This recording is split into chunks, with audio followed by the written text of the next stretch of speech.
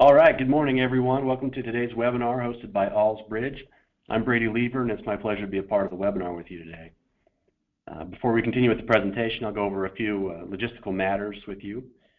Right now I have all the lines on mute, and they'll remain on mute through the duration of the presentation. However, we would like to encourage your active participation. So if you have questions during the presentation, please submit them via the question box, and we'll get to as many questions as we can at the end of the presentation. This session is being recorded and will be made available to you guys tomorrow. It will be posted on sourcingleadership.com, and you can also expect an email that will have a link directly to it. We're lucky today to have Allsbridge Managing Director Mike Slavin leading our presentation. Mike's a sourcing industry veteran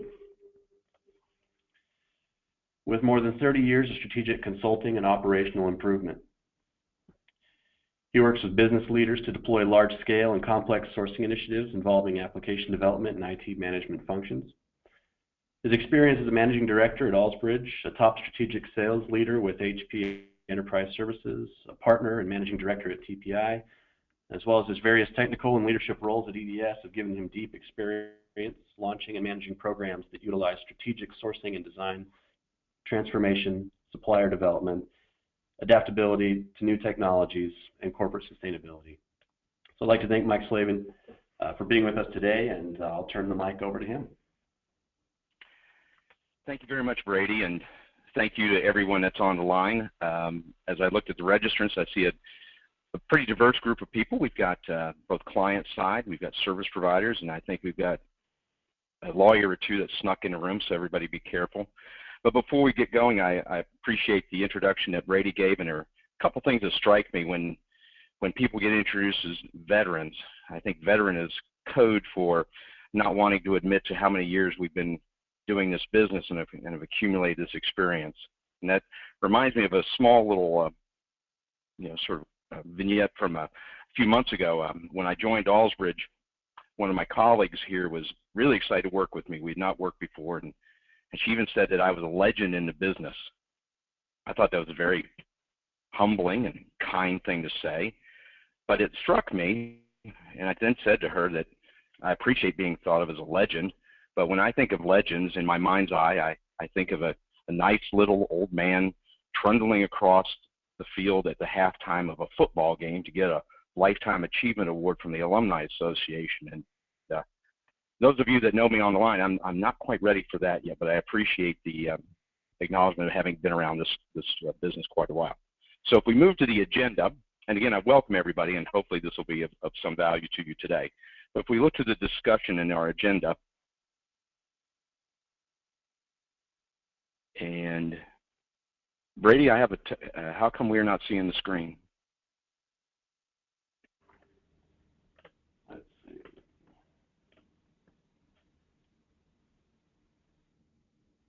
Hold on a sec, Mike. Should be seeing the agenda now.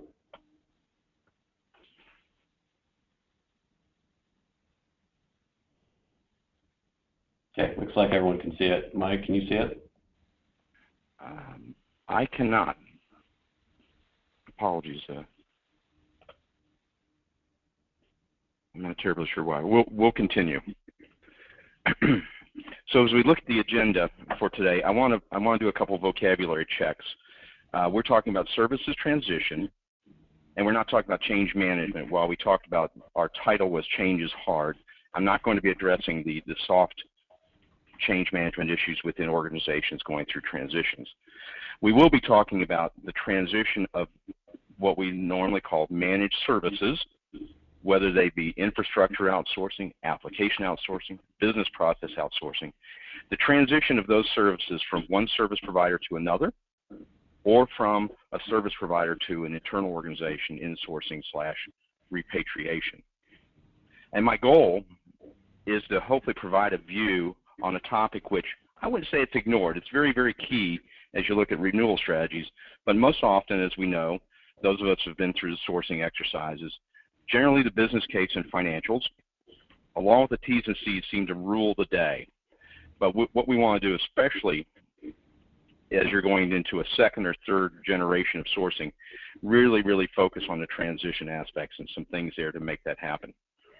So what we're going to do in our agenda is we're going to look at what the strategy options are.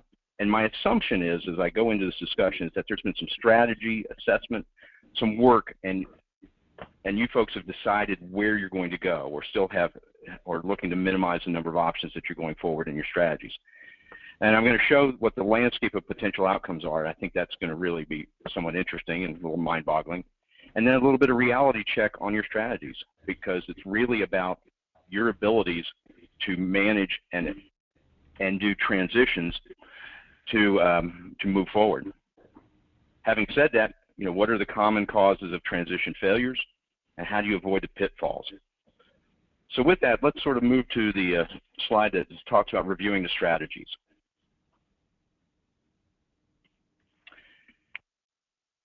As you are looking at an existing source relationship, there are really three main dimensions, three main directions you go forward with in terms of strategies.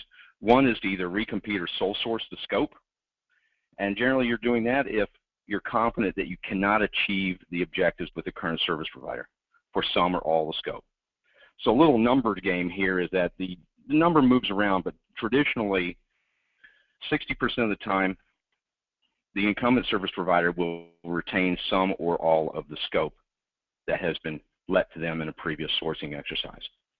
It's quite obvious as to why, because as you go through your business case and the transition planning, switching costs and the whole options of switching from one service provider to in-source is hard. It's, as we're going to talk about those dimensions, financially and the ability to execute. So it's very fair that the incumbent keeps a lot of the work a lot of the time. The second is to renegotiate. Generally, the renegotiation with your incumbent service provider may be done before a recompete or done instead of. And you're believing there that the service provider can achieve the objectives with some or all of the scope that they have currently. Then the thirdly is repatriate or in-source. Don't believe that you're better served by bringing some or all of the scope in-house. And it's a very interesting little question here, a little quiz, which I will answer my own quiz, is that in outsourcing, it's at least in the infrastructure world, the most outsourced tower of service or area of service traditionally has been end user compute and or service desk. And why? It's generally been easier for organizations to source that. It's the lowest cost or the lowest part of the budget, smallest, seems easier to source. And then that leads to the second question, is what is the most repatriated service in outsourcing? And it would be service desk and end user compute, because organizations then have learned how important it is. It's actually very hard to do the service. There are some of you in this audience today that are service providers that do it very well, but it's a hard service to do, and it is, first and foremost, the sort of leading edge and representative of IT to the company. So those are the three strategies, and as the little green circle says, they're generally a hybrid. There's going to be some sort of mix, which really goes to this next slide, which the landscape of possible outcomes. This two-dimension slide really doesn't show the difficulty, I think, of what beholds you as you go through this process. It really should have been more of a Rubik's Cube, because if you look on the left side, I've got 4 renewal strategies: recompete, sole source, renegotiation, and repatriate. And there are basically, for all of those except sole source, there are 4 potential outcomes. Who's going to be doing the work? You could have the incumbent, you may have a different or new service provider, you may have multiple service providers, and or in-sourced. So depending on the size of the scope, the type of service that's being sourced, the geographies, you could have any or all of these options. So it creates a really, all of these have their own unique transition challenges. So the number of outcomes is driven by the potential destinations, both geographically as well as service provider for all this new scope. Now, I do want to make a differentiation here, is that we're talking about outcomes as to terms of who's going to have the work or provide the work versus solutions. what the actual solution looks like from a technical perspective. And we may talk about that a little later, and I think there's been a couple questions about that, but these are just the outcomes of who would be providing that work. And that in and of itself provides the transition challenges. So again, this is meant to look a little complicated. It'll look probably a little more complicated if I did it in a Rubik's Cube, but there's no shortage of alternatives and potential outcomes. So how do you narrow this down? How do you winnow this down more than just looking at it from the financials and T's and C's?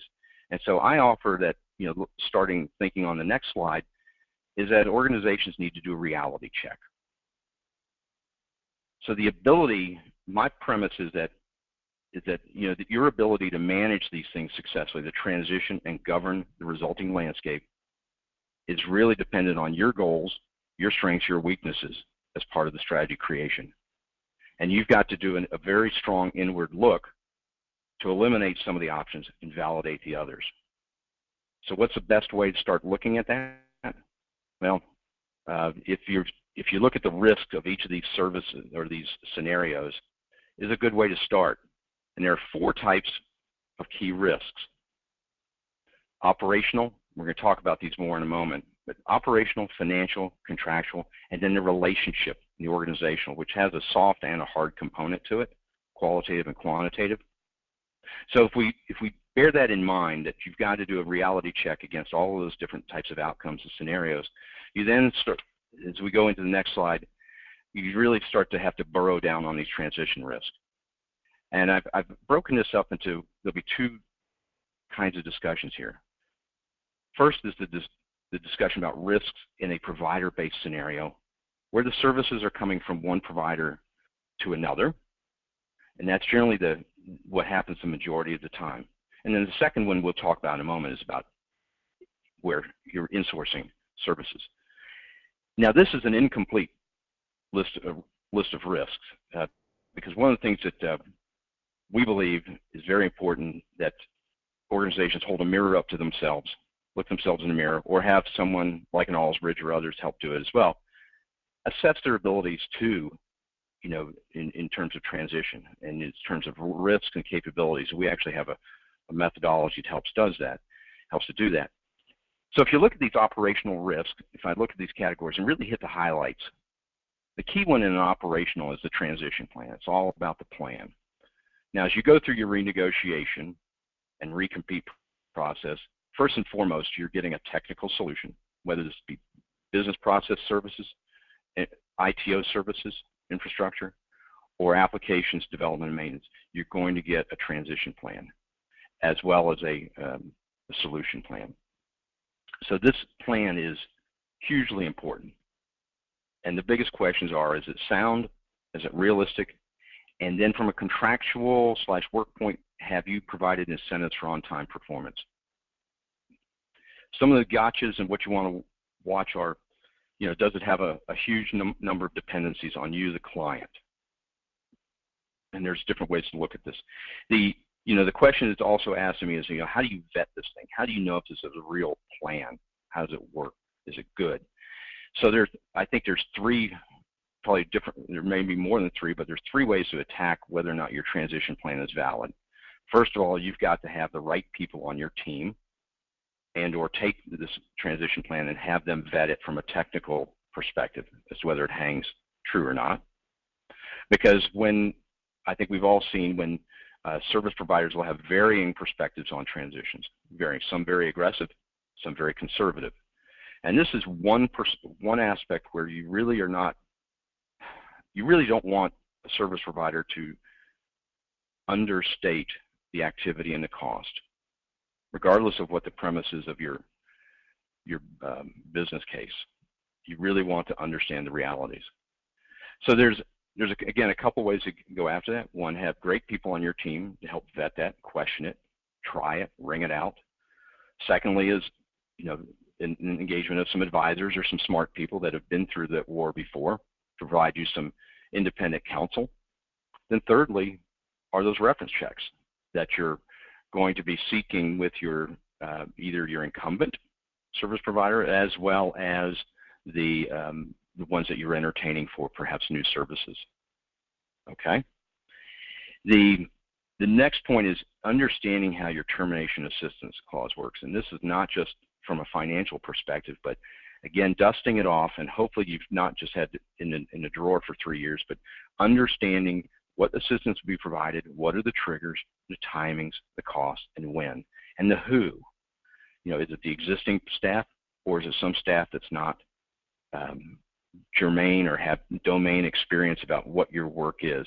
So understanding that, and perhaps I won't say renegotiate, but get a clear letter of understanding from your service provider as to what's going to be done when. You know, most of those services are provided on a T&M basis versus a fixed fee basis. So you'll have to look through what it is you're doing, when you're doing it, et cetera, to try to figure out what the best mechanism for pricing, costing, et cetera, is with your service provider. So the financials, it's all about termination fees, you know, which ones are applicable to your strategy, you know, then the assets, especially in infrastructure exercises, as well as some of the BPO call center activities, you know, understanding the value of your assets. What did you agree to 3 years ago? You know, fair market value, net book, et cetera, and then, you know, many times there are leases involved, you know, what happens to stranded lease costs, et cetera. Understanding the third-party contracts that are in play, agreeing with your service provider as to which third-party agreements you want to keep until the end, so that you may want to use those services and that they just don't get cut off too quickly. So there's a whole raft of things around the financials, and again, the tough part is that the people that built the financials for your relationship are generally not on board 2-3 years later, and that's the hard part on both sides of the fence, service provider as well as client. The contractual risk, well, even if you have renegotiated with your incumbent service provider, most likely the scope has changed because the landscape in all fields of technology has changed greatly in this last 3, 4, 5 years. Introduction and adoption of cloud and numbers of different types of services going to as a service, et cetera. So things have changed. The introduction of autonomics into delivery of infrastructure services, all these things have created great change that you need to make sure that your terms and conditions actually adequately support the new scope. The scope may be reduced or it's changed in its service delivery model. All the way to things going to colos versus your owned or service provider owned data centers, et cetera. Lots of things have changed. And probably the most important thing that's changed is some issues around data privacy, data security, data breach, as well as regulations. Regulations, especially in some of the fields such as pharma, life sciences, and financial services, have changed greatly over the last 3 to 5 years. You need to make sure that any new contract that's being discussed in recompete, renegotiation addresses those terms. With regards to security, many of you in the audience probably did not have a CISO, a Chief Information Security Officer, as part of your team, you know, 3 or 4 years ago, but you sure as heck do now. So that's probably the biggest driving factor. So that drives all the goodies such as limitation liability, et cetera, and other key things in the agreement. So as you open this back up in renegotiation and recompete, there are going to be areas that the service provider wants to open up and understand and change and address, as well as you will. So it's going to make for some interesting discussions. There's a whole different matter of things on the table than there were 3 to 5 years ago.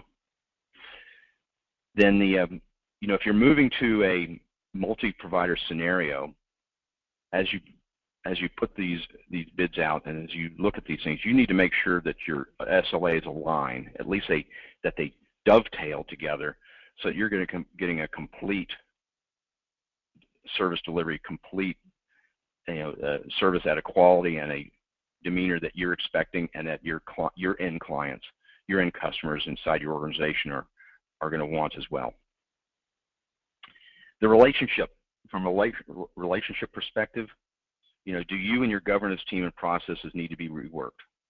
You really, really want to take the time to look in the mirror, or maybe have somebody like an advisor hold the mirror up for you and understand what's worked and what hasn't worked in the relationship. You know, what would you make better?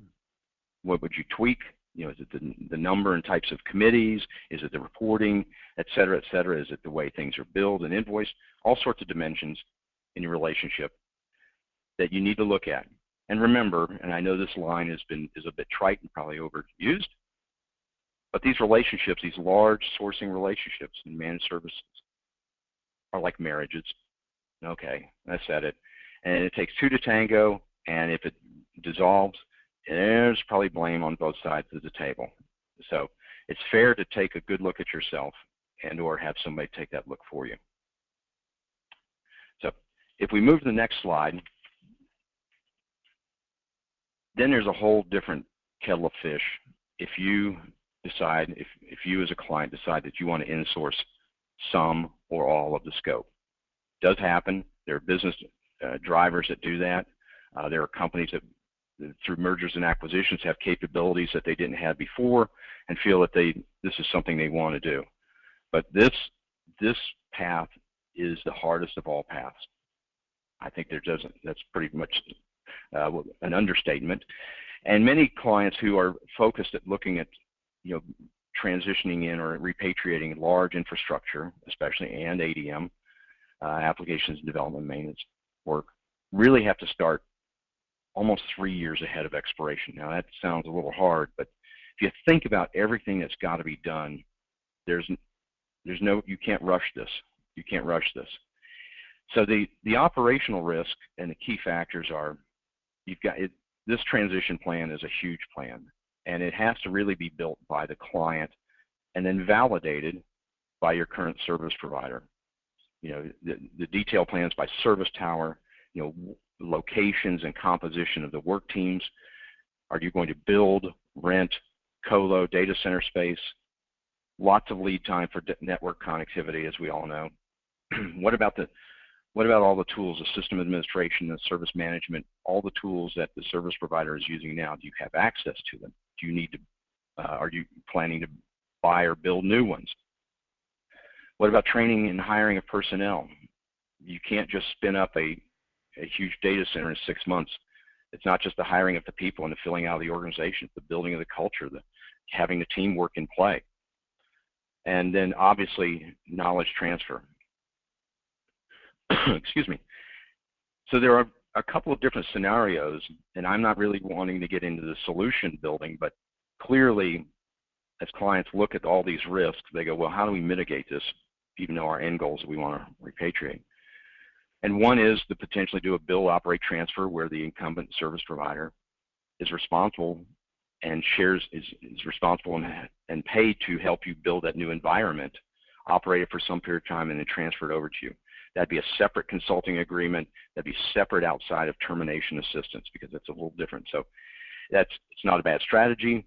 It continues from one perspective to keep the risk in terms of service delivery on the service provider's shoulders, which is either a known or unknown quantity, maybe good or bad at this juncture, but that is a strategy that clients do look at.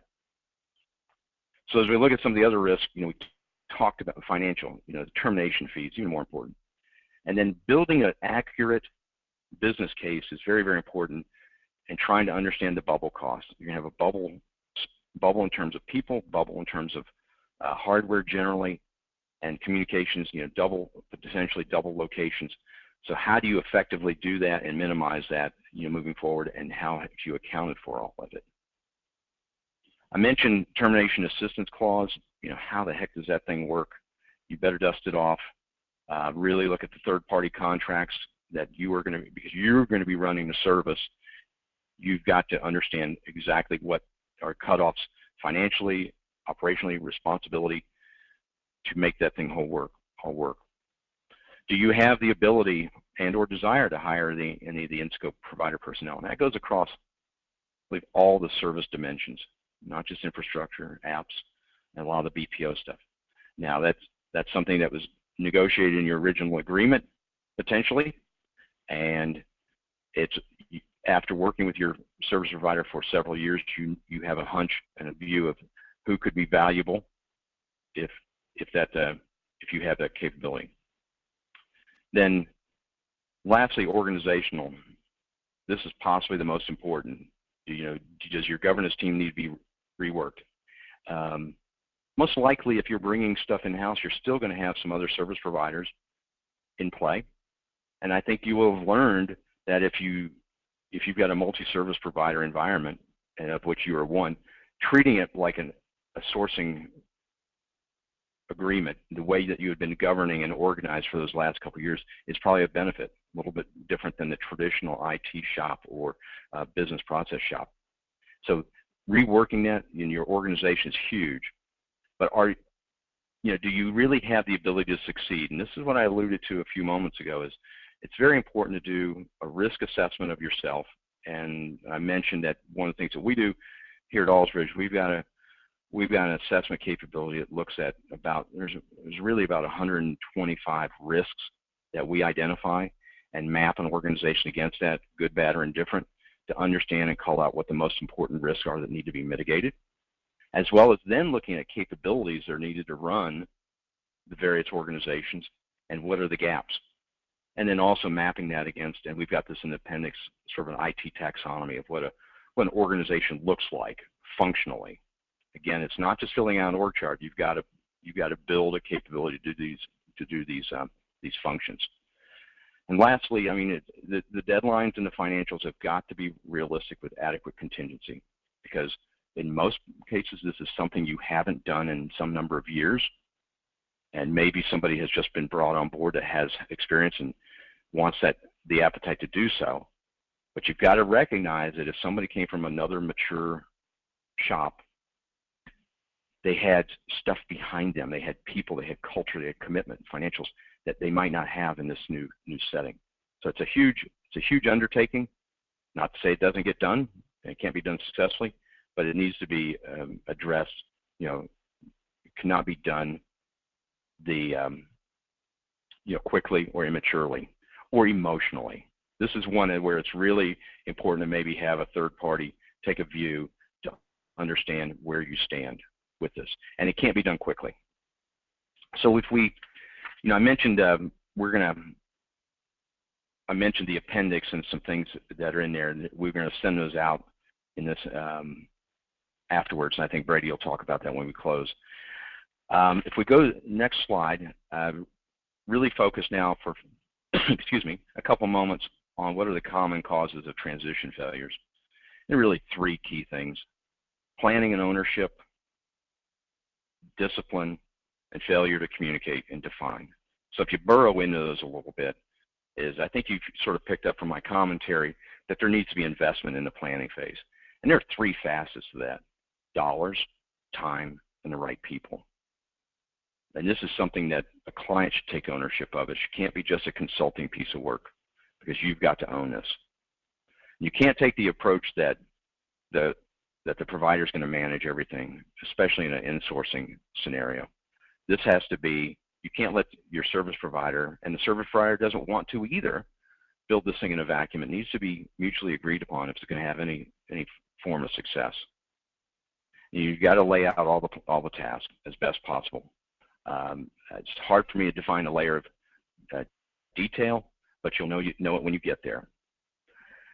And then the roles and responsibilities have got to be clearly understood, and they change. It's different than the day-to-day delivery. The roles, there'll be a push. There's always an inevitable organizational push. The client hoping to push more responsibility to the service provider, and back and forth. So we've got to find that equilibrium, that stasis point that's reasonable for both parties. Then the discipline. All of the service providers have transition processes and discipline and experience, and you really don't want to fly in the face of that, because they're not going to guarantee their success if you have altered, modified, or amended their process. It sort of voids their warranty, so to speak. But so you want to live with that and work within that and understand it, and hopefully but that process and that methodology that service providers bring doesn't really mean anything unless it is backed by a dedicated and experienced transition organization. As you go through your renegotiation, as you go through your recompete, one of the most important things you're going to do is you're going to vet and interview their transition manager. And those are hugely important people, should be experienced, shouldn't be new to the company, and should have proven and a demonstrated track record of having reached into their multi-100,000 person organization that's either based here in the U.S.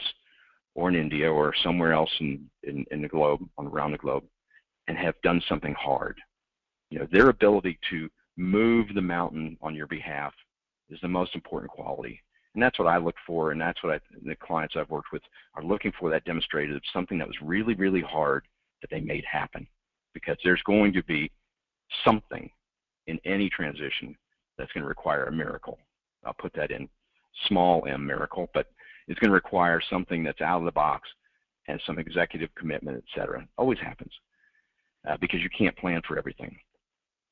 The other thing that's important is you look at the organization that is being proposed to you. You really want to quiz it on how it works going across tower, because this various service domain, various service integration is key. You know, how are problems going to be resolved? How do they talk? How do they work? How is it integrated to bring all this stuff across to you, either from an existing service provider to you or to another service provider? And the other factor is, and I haven't even mentioned, is global.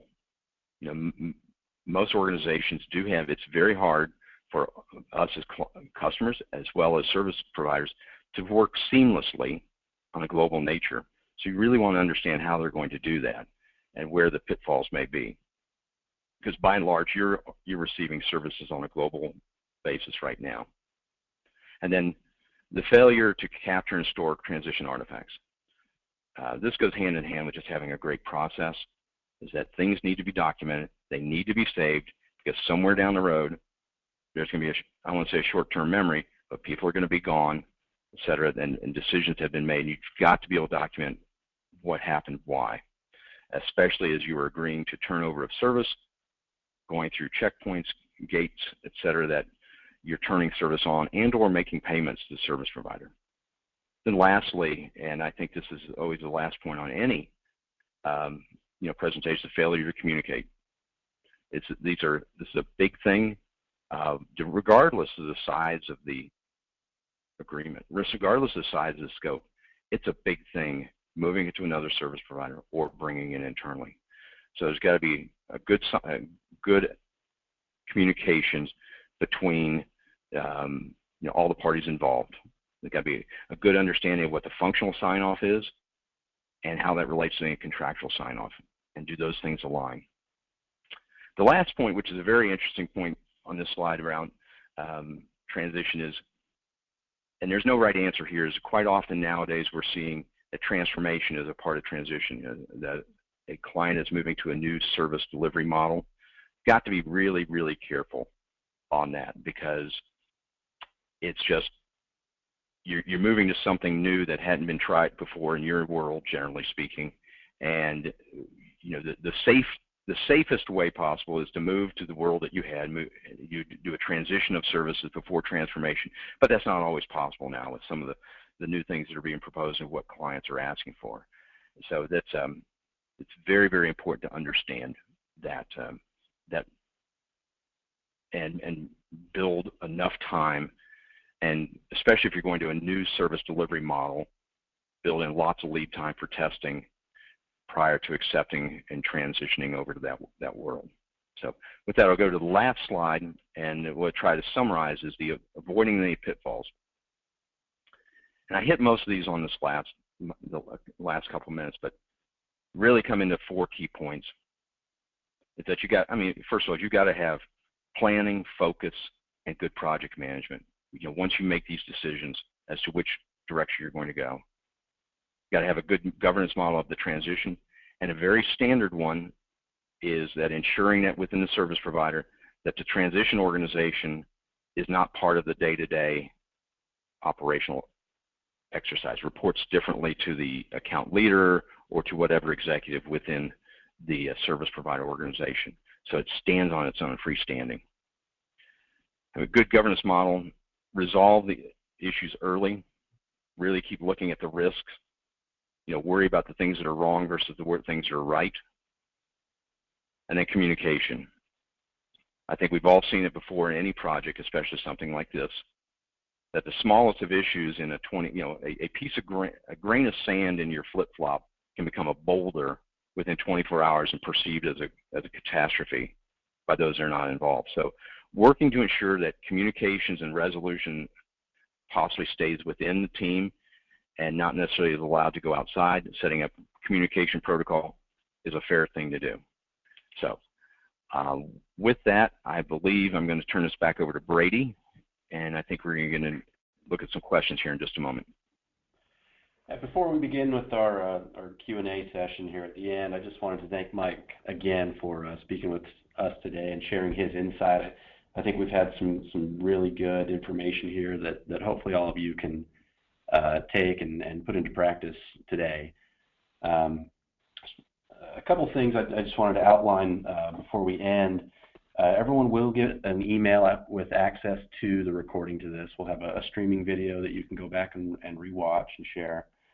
You'll also be getting a PDF of the slides, and not only will we see the slides that were presented today, but you'll also have an appendix in the back that will have some additional information as well as some sample deliverables.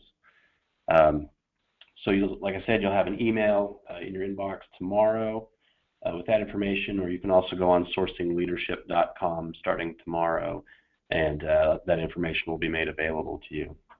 So right now we're going to jump back into our Q&A session. If you guys have any questions that have come up throughout the presentation, go ahead and send them in through that question box, and we'll get to all the questions we can with the time we have remaining.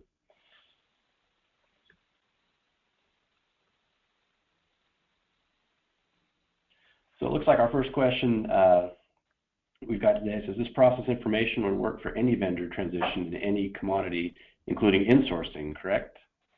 This is not BPO specific, is my question. Mike? Well, Brady, I hope that, yes, my intention was that this discussion would be agnostic of technology, whether it be BPO, infrastructure sourcing, or applications.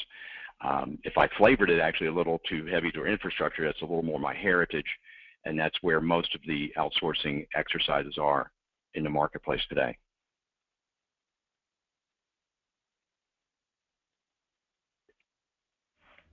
Great. Mike, looks like we got another question. Do service providers face competitive pressure to downplay the time and resources needed for an effective transition in order to win the business? If that's the case, how can clients identify when a provider is being overly optimistic? That's a good question, and I'm smiling a bit because I think part of the answer is what clients create. We have created, as we go into laying out a sourcing opportunity for the marketplace, we have created an expectation and a desire to have it done quicker, faster, cheaper. So we're a victim of our own desires to some extent. Now, having said that, I do believe that there are some, from time to time, there may be some service providers that do it a bit aggressively, attempting to meet what the client put on expectation. And this is where, again, where proper planning and doing this with a good lead time will keep you out of this mess. If you are going through a recompete process, et cetera, that at the back end, after you've awarded, there's only 6 months of potential runway for a transition, well, that's the response you're going to get, good, bad, or indifferent. So lead time in doing that, if you are going to recompete, does give you a window for potentially, I won't say longer, but a more accurate and more rational discussion with your service provider. Now, having said that, those plans do come in a bit all over the place, and I did talk for a few moments about, again, how to vet those. I think there's three ways to triangulate on it. A is, you compare them against each other. You've got to compare the plans against each other, and not just from a cost perspective, but why is one longer than the other, et cetera, what's missing. So that's a good way to play it. Secondly is, hopefully you've got smart people doing that, people who have good on-the-ground knowledge of those service towers and domains that can provide some rational intelligence to that. Then thirdly, there are advisors such as us who have, while we're not imminent knowledge of your specific environment and world, we can help provide some rationalization in that process as well. Then lastly is, like I said earlier, that's what the references is for as well. Talking to your prospective service providers, client base, and understanding, how the transition went. Was it on time, on budget, et cetera? What got left out? So within that, if you're able to do some or all of those, you should understand the, if you've got a rational transition plan in front of you. Great, thanks, Mike. Looks like we got another question. How is the industry trending in this arena? Are we seeing more outsourcing coming back in?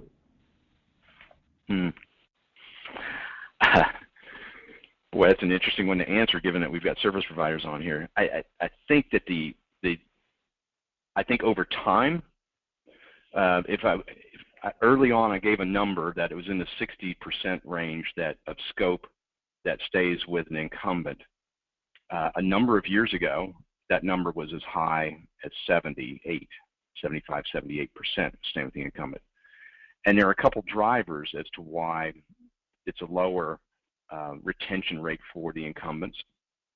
And that part of that is that the sizes of the sourcing relationships are smaller, more discrete, and easier to move and or manipulate, not as interwoven as they once were. So the answer is we'll probably see continued lack of, I wouldn't say, it continues to be a challenge for the incumbents to keep their services. So hence they really have to focus on great world-class customer service. But repatriation of them, I don't know if that's going to continue to go forward, because there are so many great options out there that we see in the horizon, as a service, cloud, colo services, et cetera, that, boy, it's really a tough argument once you've sourced it, really building the structure back in place to bring it back in. That's I think that's what we're seeing. Great. Next question, Mike. How do you recommend knowledge transition within transition? Do you see it better to do a reverse shadow with the certification per module? Well, that's a great question, and I think it does differ on the service. Each one, whether it be infrastructure, apps, or business process, call center, service, they each have their own mechanism. I think you have to go back and look at how successful you were transitioning that knowledge out and learn from that and move it back in. But that's actually a key criteria as you look at somebody's transition plan. But I don't think there's not one answer fits all across the service spectrum. So I'm going to not answer it completely detailed there. I apologize. All right, Mike, let's go to the next question. How ready are vendors with methodology and experience in transition from the incumbent vendor? My experience is they're extremely ready and armed with experience. Would you agree? Okay, so you could say that one more time. Sure. Read it again, Brady, please. How ready are vendors with methodology and experience in transition from the incumbent vendor? My experience is they're extremely ready and armed with experience. Would you agree? Yes, I would agree. I think that all the service providers that generally you would bring to the table, the tier 1, tier 2 firms that you would find in your market search, and we would advise you in a market search, have got transition methodology, and they've got experience. The question is, and the real question is, that whether or not they will bring that experience to your table and to your relationship, whether it's going to, rather than new folks, are they going to bring the right people to make it happen and make you successful? Great. Thanks, Mike. We got another question here. How much detail on transition activities, planning, and cost can one reasonably expect to obtain in an RFP response? Are those better addressed after down selection? That's a good question. I think that there are, in the Asker hit that right. There's a couple levels of verification, and there's a couple levels of work that the service provider is willing to do. At the initial RFP response, their goal is to give you an answer that shows that they understand your situation and have internalized on a personal level. That what you should not get from them is something generic. It should be cast to solving your problem and your dates, et cetera, and your budget. However, it's not going to have all the ifs, how, whens, et cetera. And that exercise should occur after the down select. So the response that comes in the RFP should give you enough view and credence that they've got the capabilities, they've got some experience, and they understand your problem enough, as it would be wrapped in with the rest of the solution design and the answers to the RFP questions, that they understand your problem. And this, again, it's not just a generic pablum boilerplate solution for your transition.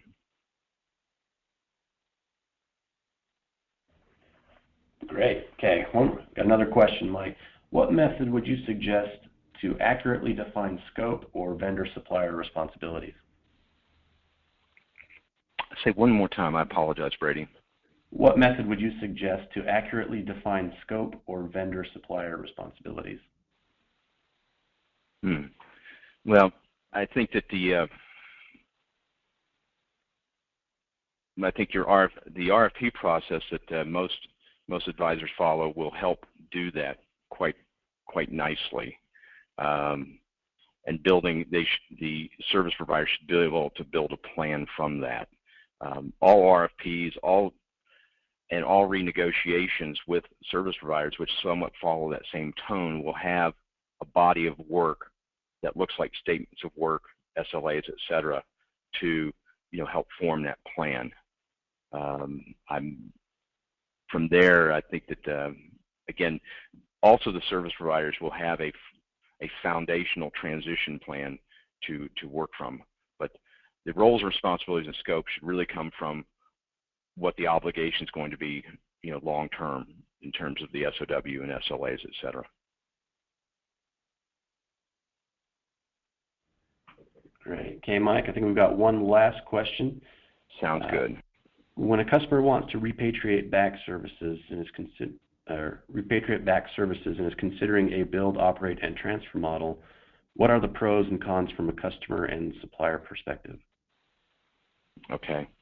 Yeah, I talked a little bit about that earlier, that yes, one of the solutions in any of the service towers or domains is to look at a build where the service provider builds, operates for some period of time and transfers. The positive of that is that you, again, I wouldn't say putting the risk, but you're putting responsibility for that on the service provider, and that can be done in a fixed contract, which is sort of nice, because if you're doing it internally, you really don't have a fixed cost or a fixed contract with your internal organization, and it may allow you a little more time to spin up. Now, having said that, the downside is going to be its additional cost. It's going to be at retail, generally speaking. It could be potentially higher than what you're paying in your existing agreement, may or may not be. But it's additional costs and it's additional time. It may be against your goals, but some part thereof, whether or not you've got an option to take it over after the build or during some part of the operate, is really good.